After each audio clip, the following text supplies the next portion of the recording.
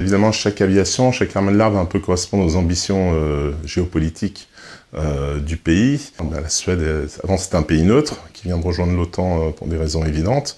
Mais voilà, on ne peut pas dire qu'ils aient une ambition géopolitique démesurée. Et donc ce qui les intéresse, c'est d'abord de conserver la souveraineté au-dessus de leur État.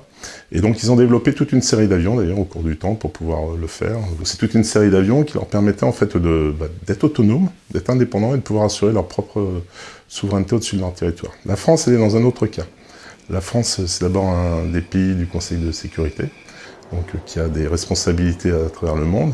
Et puis c'est aussi un pays qui a encore des territoires outre-mer, donc qui a énormément de Français qui sont répartis tout autour du globe, et qui, à ce titre, voilà, a une responsabilité, on va dire, globale.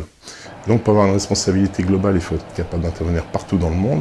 Et c'est dans ce sens-là qu'on a notamment développé ce triptyque qui permet justement de pouvoir intervenir assez rapidement à l'autre bout de la planète et qui permet à la France justement d'avoir cette autonomie stratégique et en tout cas cette ambition mondiale.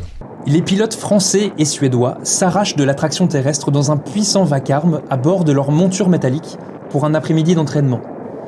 Dans quelques minutes, ils seront bien loin d'ici, à travailler ensemble au-dessus des forêts encore partiellement enneigées. Je les observe disparaître avant de faire un tour sur la base, qui est devenue depuis bien silencieuse, en attendant leur retour.